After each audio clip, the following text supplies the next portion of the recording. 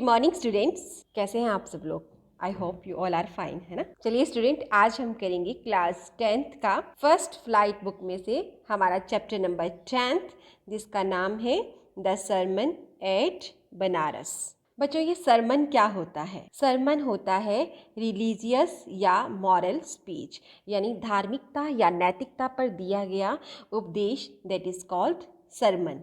ठीक है, ये जो सरमन है ये कहाँ दिया गया? यहाँ हमें जगह का नाम भी बताया गया है, बनारस में। ये धार्मिक उपदेश बनारस में दिया गया। किसके द्वारा दिया गया?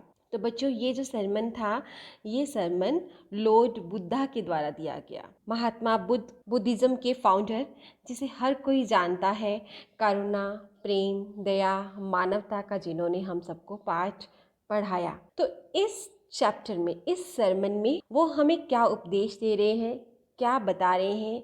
चलिए उनके जीवन और उनके इस उपदेश के बारे में जानते हैं। बुद्धा 563 BC 483 BC, गौतम बुद्ध जिनका जन्म 563 BC और 483 BC में उनकी डेथ हुई। तो BC और AD के बारे में हम हमारे प्रीवियस वीडियो में बात कर चुके हैं। आई होप आपने इसे समझा होगा। अगर नहीं समझा तो प्लीज़ वो वीडियो देखिएगा, उसमें पूरा एक्सप्लेन किया गया है।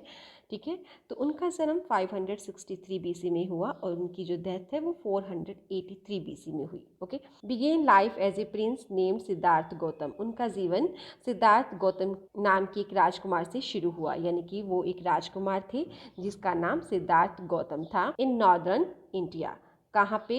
नॉर्दर्न इंडिया में। यानी कि उनका जो जन्म है बच्चों, वो नेपाल के एक लुम्बिनी नामक गांव में हुआ था। ठीक है, लुम्बिनी नामक गांव में हुआ था, जो पहले इंडिया में ही इंक्लूडेड था। ठीक है, 812 he was sent away for schooling in the Hindu sacred scriptures and 4 years later he returned home to marry a princess। 12 साल की उम्र में उन्हें स्कूलिंग के लिए भेजा गया। क्या करने के लिए? हिंदू सेक्रेड, जो हिंदुओं के पवित्र स्क्रिप्चर्स हैं, ग्रंथ हैं, वेदास, पुराण, उपनिषद, उनकी स्टडी के लिए उनको स्कूल भेजा गया। तब स्कूल कौन से होते थे? आश्रम्स हुआ करते थे। ठीक है, एंड 4 years लेटर, यानी कि जो 12 साल के थे तो गए स्कूलिंग करने के लिए, और 4 साल के बाद जब वो 16 साल के थे तो वे वापस आए घर पर टू मैरी अ प्रिंसेस, एक राजकुमारी से शादी करने के लिए। तब उनकी शादी हो गई और वो प्रिंसेस का नाम था यशोधरा। उनकी जो वाइफ का नाम क्या था? Yashodhara. They had a son and lived for 10 years as befitted royalty. उनके एक बेटा था और शादी के बाद 10 साल तक वो बिफिटेड रॉयल्टी, मतलब वो एरिस्टोक्रेटिक फैमिली से थे, एक शाही परिवार से थे, तो उन्होंने उस राजसी ठाट बाट से वो रहे। At about the age of 25 the prince hereafter shielded from the suffering of the world। 25 साल की उम्र तक जो हमारे यहाँ राजकुमार है सिद्धार्थ, अभी तक, hereafter का मतलब क्या होता है? अभी तक। शील्डेड का मतलब होता है प्रोटेक्टेड। अभी तक यानी कि 25 साल की उम्र तक उन्हें प्रोटेक्टेड, उन्हें सुरक्षित रखा गया था। किससे सुरक्षित रखा गया था बच्चों? सफरिंग ऑफ द वर्ल्ड, इस जग के, इस संसार के दुखों से, इस संसार की पीड़ा से उन्हें दूर रखा गया था। क्यों रखा गया था? इसके पीछे भी एक स्टोरी है। जब उनका जन्म हुआ था तो बहुत सारे जो ज्योतिषी हैं उनका भविष्य बताने के लिए दरबार में बुलाए गए थे। तो उनमें से एक ज्योतिषी असित मुनि जी ने उनके बारे में एक भविष्यवाणी की थी कि ये बच्चा या तो बड़ा होकर चक्रवर्ती सम्राट बनेगा, राजाओं का राजा बनेगा, या फिर एक बहुत ही महान सन्यासी बनेगा। तो जो इनके फादर थे शुद्धोधन, वो नहीं चाहते थे कि इनका बेटा जो सिद्धार्थ गौतम है वो सन्यासी बने, इसलिए उन्होंने हर वो चीज़ सिद्धार्थ गौतम से दूर रखी जो उन्हें सन्यासी बनने को प्रेरित कर सकती। लेकिन होनी को कौन टाल सकता था? While out hunting chanced upon a sick man, एक बार संयोगवश तो शिकार पर गए। चांस्ड अपॉन होता है कम अक्रॉस बाय चांस, यानी कि अचानक से मिलना। तो वो जब शिकार के लिए निकले थे तो अचानक से उनकी भेंट होती है एक सिक मैन को। अभी तक उन्होंने एक सिक मैन, यानी बीमार आदमी नहीं देखा था, क्योंकि जो उसके फादर थे शुद्धोधन, उनके स्टेट में कोई भी बीमार होता तो उन बीमार व्यक्तियों के लिए, जो भी लोग दुखी थे, सफर्ड पीपल थे, उनके लिए अलग कॉलोनी सी बना दी गई थी। तो उन सब लोगों को वहाँ भेज दिया जाता था। तो उन्होंने अभी तक कोई सिक मैन नहीं देखा था। देन एन एज्ड मैन, और एज्ड मैन की भी इस तरह से अलग कॉलोनी थी, और जो बूढ़े जो हो जाते थे उनके लिए एक अलग कॉलोनी बना दी गई थी, सब बूढ़ों को वहाँ भेज दिया जाता था। यानी कि उनके फादर ने बहुत सारे इंतजाम किए थे उनको इन चीज़ों से दूर रखने के लिए। लेकिन अचानक इनका सामना हो गया, एक ही दिन में सबसे हुआ, बूढ़े आदमी से इनका सामना हुआ। देन ए फ्यूनरल प्रोसेशन, और तब उन्हें एक शव यात्रा भी दिखी। अंतिम यात्रा, जब आदमी मर जाता है उसके जो फ्यूनरल प्रोसेशन के लिए सब जा रहे होते हैं, वो भी दिखा। And finally A monk begging for arms, और अंत में उन्हें एक मॉन्क, एक भिक्षु दिखा भिक्षा मांगते हुए। तो ये 4 सीन्स उन्हें दिखे। कौन कौन से बच्चों? Sick man, aged man, funeral procession and a monk. Okay, these sights so moved him, ये जो दृश्य देखे उन्होंने, उससे वो इतने मूव हो गए, इतने द्रवित हो गए, इतने भावुक हो गए, that he at once went out into the world to seek enlightenment concerning the sorrows he had witnessed. These sights so moved him, इन साइट से वो इतने द्रवित हुए, इतने भावुक हुए कि वो संसार में एनलाइटनमेंट की तलाश के लिए निकल पड़े, यानी कि ज्ञान प्राप्ति के लिए निकल पड़े। एनलाइटनमेंट क्या होता है बच्चों? A state of high spiritual knowledge, एक हाई आध्यात्मिक ज्ञान की प्राप्ति के लिए वो निकल गए। Concerning the sorrows he had witnessed, उन दुखों के बारे में विचार करते हुए, उन दुखों के बारे में सोचते हुए जो दुख उन्होंने अभी अभी देखे थे, खुद अपनी आंखों से उन्होंने देखा। ही वांटेड फॉर 7 years, तो बच्चों ये बहुत ज़्यादा उनके लिए शॉकिंग था, क्योंकि अभी तक उन्होंने कोई बूढ़ा आदमी नहीं देखा था, अभी तक उन्होंने कोई बीमार आदमी नहीं देखा था, अभी तक उन्होंने कोई डेथ नहीं देखी थी। तो ही वॉज वेरी शॉक्ड कि अच्छा ऐसा भी होता है। तो उन्होंने कहा कि इस पर जीत पानी है, इन दुखों पर आदमी इतना दुखी है। तो उन्होंने कहा कि दुख का कारण और दुख का निवारण दोनों ही ढूंढने हैं, तो वो निकल पड़े। ही वांडेड फॉर 7 years, वो 7 साल तक भटकते रहे। And finally set down under A people tree, और अंत में वो एक पीपल का जो पेड़ है उसके नीचे जाकर बैठ के। Where he vowed to stay, जहाँ पर उन्होंने प्रतिज्ञा की। वाउड क्या होता है? प्रतिज्ञा करना। जहाँ पर उन्होंने प्रतिज्ञा की टू स्टे अंटिल एनलाइटनमेंट केम, कि वो तब तक वहीं बैठे रहेंगे जब तक उन्हें ज्ञान की प्राप्ति नहीं होती। Enlightened after 7 days, he renamed the tree the Bodhi tree. 7 दिनों के बाद, 7 दिन तक वो बिना हिले डुले, बिना खाए पिए वहीं बैठे रहे, एकदम स्टिल बैठे रहे। 7 दिन के बाद उन्हें ज्ञान की प्राप्ति हुई। He named the tree Bodhi tree, जिस पेड़ के नीचे उन्हें ज्ञान प्राप्त हुआ उन्होंने उसका नाम जो है बोधि ट्री रखा, ट्री ऑफ विजडम, यानी कि ज्ञान का वृक्ष। And began to teach and to share his new understandings, और उन्होंने जो भी उन्हें नई समझ मिली, जो उन्हें नया ज्ञान मिला, उन्होंने उसे पढ़ाना शुरू किया, उपदेश देना शुरू किया और लोगों में बांटना शुरू। At that point he became known as the Buddha, इस समय तक उन्हें बुद्ध के नाम से जाना जाने लगा। बुद्ध मतलब द अवेकेंड और द एनलाइटेंड। अवेकेंड बुद्ध का मतलब होता है जागा हुआ, ठीक है। The Buddha preached his first sermon at the city of Banaras, Buddha ने पहला उपदेश अपना बनारस शहर में दिया। बनारस जो कि भारत में उत्तर प्रदेश में है। Most Holi of the dipping places on the river Ganges, और ये सबसे ज़्यादा पवित्र माना जाने वाला स्थान है जहाँ लोग गंगा नदी में डुबकी लगाने के लिए आते हैं। That sermon has been preserved, और ये जो उपदेश है इसे सुरक्षित रखा गया। एंड is given here, जो यहाँ पे दिया गया है। It reflects the Buddha's wisdom about one inscrutable kind of suffering, जो जग में पीड़ा है जिसे समझा नहीं जा सकता, ये क्यों है, कैसे है, लेकिन जो ये उपदेश है ये बुद्ध के ज्ञान को रिफ्लेक्ट करता है, बुद्ध के ज्ञान को बताता है कि कैसे हम अपने दुख दर्द से ऊपर उठ सकते हैं और जीवन को ईजिली जी सकते हैं, आसानी से जी सकते हैं। तो चलिए इस सरवन के बारे में हम जानते हैं। किसा गौतमी हैड ओनली सन, किसा गौतमी के एक ही बेटा था। एंड ही डाइड, और वो मर गया। In her grief she carried the dead child to all her neighbours, अपने दुख में, अपने गहरे दुख में वो अपना मरा हुआ बच्चा सब पड़ोसियों के पास लेकर गई। आस्किंग देम फॉर मेडिसिन, और उनसे वो दवा की मांग करने लगी कि कोई दवा दे दो, कोई मेरे बच्चे को जिंदा कर दो। एंड द पीपल सैड, लोगों ने कहा, she has lost her senses, कि उसने अपनी सुध बुध खो दी है। द बॉय इज डेड, बच्चा तो मरा हुआ है, ये पागल हो गई है बच्चे के दुख में। माँ है ना, छोड़ने को मन नहीं करता अपने बच्चे को, है ना, तो इसलिए वो दर दर भटक रही है कि कोई इसे जिंदा कर दो। At length Kisa Gotami met a man who replied to her request. अंत में किसा गौतमी को एक आदमी मिला जिसने उसकी रिक्वेस्ट का आंसर दिया, रिप्लाई किया। I can not give the medicine for thy child. उसने कहा कि मैं तुम्हें तुम्हारे बच्चे के लिए दवाई नहीं दे सकता हूँ, but I know a physician who can. लेकिन मैं एक फिजिशियन, मैं एक डॉक्टर को जानता हूँ जो ये काम कर सकता है। बच्चों यहाँ पे जो दी लिखा हुआ है इसका ये ओल्ड फॉर्म है। ओल्ड फॉर्म में यू को दी लिखा जाता था और योर को दाई लिखा जाता था, ठीक है, ये दाई और ये दी, ठीक है, ध्यान दीजिएगा। तो वो कहता है कि मैं एक फिजिशियन को जानता हूँ, वो ये काम कर सकता है। एंड द गर्ल सेड, और उस लड़की ने कहा, please tell me sir who is it, I request to you, please मुझे बता दीजिए वो कौन है। And the man replied, man ने कहा, गो टू साक्य मुनि, आप साक्य मुनि के पास चले जाइए। साक्य मुनि बुद्ध के पास चले जाइए। Kisa Gotami repair to the Buddha and cried.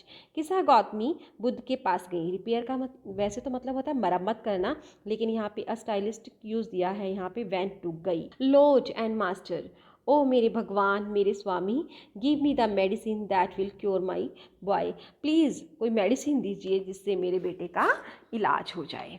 The Buddha answer, Buddha ने कहा, I want a handful of mustard seed, मुझे मुट्ठी भर मस्टर्ड सरसों के बीज चाहिए। सरसों के बीज जानते हैं आप, राई, जो राई होती है आपके घरों में, सबके घरों में होती है, दैट इज कॉल्ड। तो मुझे एक मुट्ठी भर राई चाहिए।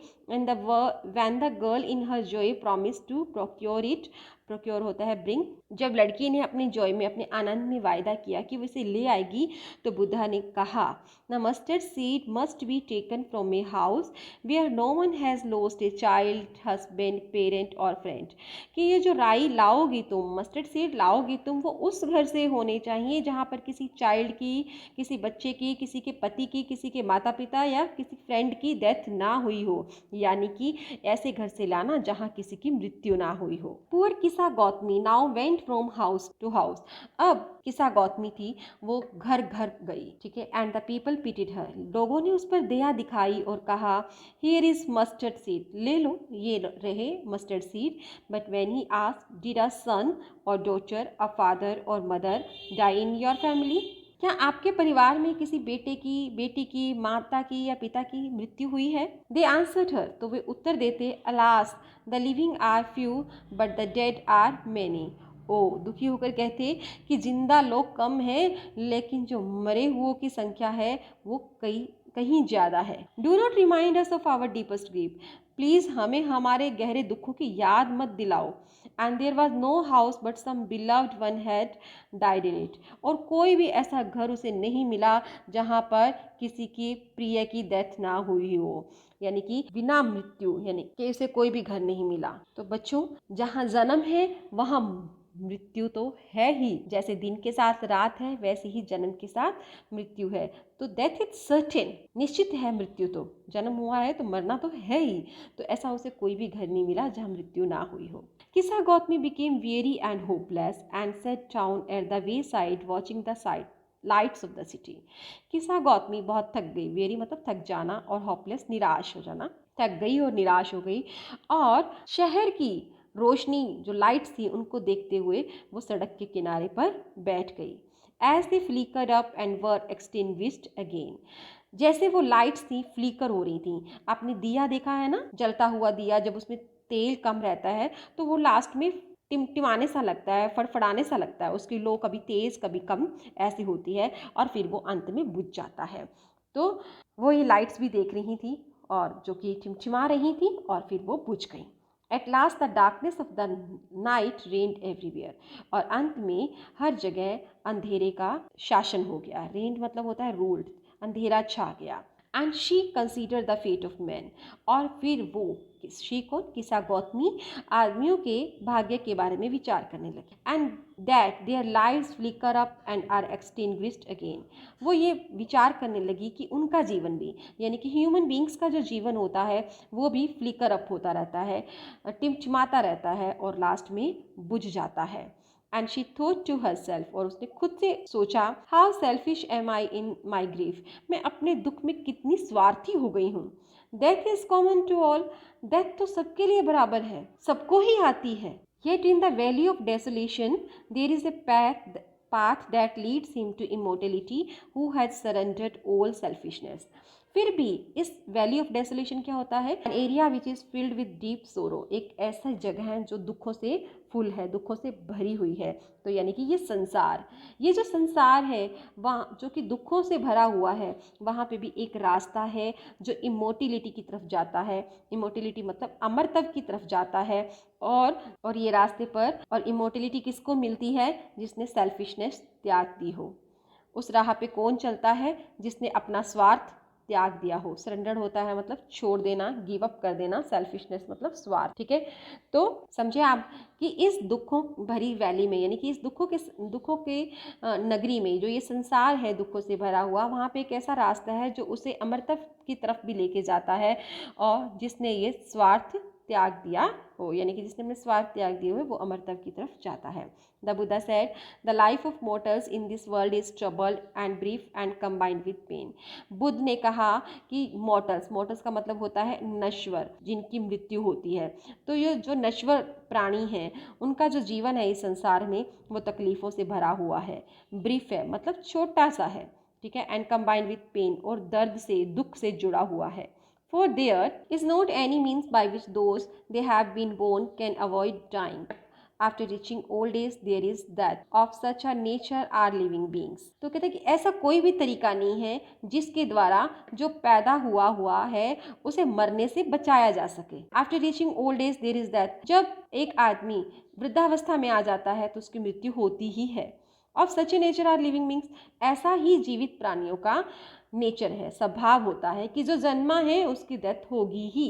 फिर वो 2 एग्जाम्पल देते हैं बुद्ध यहाँ पे। As ripe fruits are early in danger of falling, so mortals when born are always in danger of death. जिस तरह से पका हुआ फ्रूट, पेड़ पर जो एक पका हुआ फ्रूट होता है, उसे हमेशा ये भय रहता है, हमेशा डर लगता है उसके गिरने का। उसी तरह से जो मोर्टल्स हैं, जो नश्वर प्राणी हैं, जब ये पैदा होते हैं तो हमेशा उनकी मृत्यु का भय रहता है। दूसरा एग्जाम्पल वो देते हैं, as all earthen vessels made by the potter and in being broken. जिस तरह से मिट्टी के बर्तन जो कि पोटर के द्वारा, कुम्हार के द्वारा बनाए जाते हैं, अंत में टूट ही जाते हैं। So is the life of mortals. इसी तरह से नश्वर प्राणियों का जीवन है जो अंत में खत्म हो जाता है। बोथ यंग एंड अडल्ट, दोनों ही, चाहे वो युवा हों चाहे वो वयस्क हों, both those who are fools and those who are wise, दोनों ही लोग जो मूर्ख होते हैं चाहे वो बुद्धिमान होते हैं, all fall into the power of death. सब मृत्यु में समा जाते हैं, सबको मृत्यु की शक्ति का शिकार बनना पड़ता है। All are subject to death, सबकी मृत्यु होनी ही है। This is certain, this is sure. Okay, ये उन्होंने कहा। Of those who overcome by death, वो लोग जिन पर मृत्यु की जीत हो जाती है, डिपार्ट फ्रॉम लाइफ, वो जीवन से रवाना हो जाते हैं, जीवन से विदा ले लेते हैं। A father can not save his son, एक पिता अपने बेटे को नहीं बचा सकता है। नोर किन्समैन देयर रिलेशंस, कोई सगे संबंधी अपने संबंधियों को नहीं बचा सकते हैं। मार्क, ध्यान से देखो, while relatives are looking on lamenting deeply, ये सारे जो रिश्तेदार हैं ये सब देख रहे हैं, और लेमेंटिंग होता है जोर जोर से रोना, विलाप करना, और बहुत गहरा दुख मना रहे हैं, बहुत रो रहे हैं। यही relatives one by one mortals are carried off, इन्हें एक एक करके ले जाया जाता है। कहाँ पे? मृत्यु की ओर। Like an ox that is led to slaughter, एक ऑक्स की तरह जिसे बलि के लिए ले जाया जाता है, यानी कि सब नश्वर प्राणियों को मरना ही होता है। So the world is afflicted with death and decay, इसी तरह से जो ये वर्ल्ड है वो फुल है डेथ से एंड डिके से, यानी कि मृत्यु तो होनी ही है और यहाँ पे दुख है, दर्द है। अफ्लेक्टेड विद होता है अफेक्टेड बाय सफरिंग, डिजीज और पेन, यानी कि यहाँ पे सफरिंग, डिजीज, पेन इस वर्ल्ड में सब है। Therefore the wise do not grieve, इसलिए जो बुद्धिमान लोग होते हैं वो दुखी नहीं होते।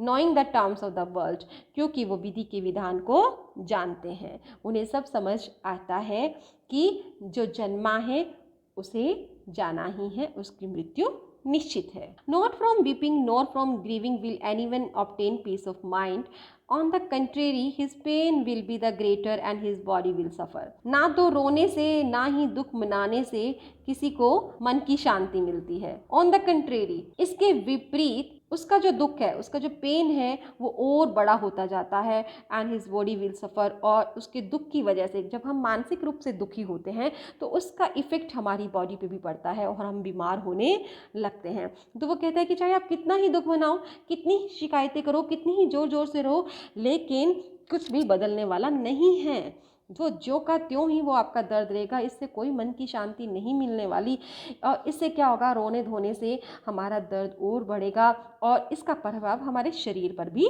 पड़ेगा। बहुत ही अच्छी बात, बहुत ही अच्छी सरमन दिया उन्होंने यहाँ पर।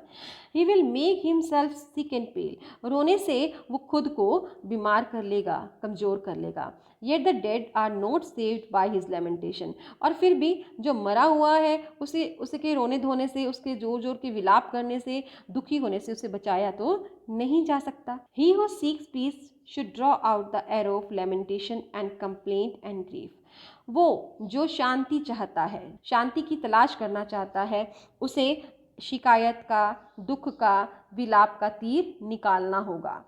He who has drawn out the arrow and has become composed will obtain peace of mind. जिसने ये तीर निकाल लिया है और जो शांत हो चुका है उसे मन की शांति मिलती है।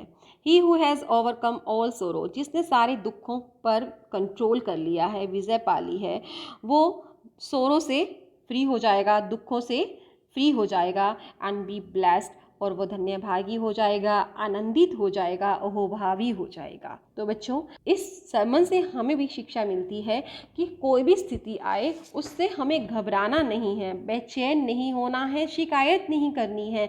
जैसा है उसे वैसा ही देखिए और प्रॉब्लम को सॉल्व करने की कोशिश कीजिए। शिकायत नहीं करनी, दुख नहीं मनाना, हाँ कोशिश ज़रूर करनी है किसी भी प्रॉब्लम को सॉल्व करने की, ठीक है। और ये चैप्टर का जो सोर्स है, जो ये लिया गया है, ये चैप्टर लिया गया है बेटी रेनशो, वैल्यूज़ एंड वॉइसेस, एक कॉलेज रीडर 1975, ठीक है। तो आई hope you like this chapter. Thank you बच्चों।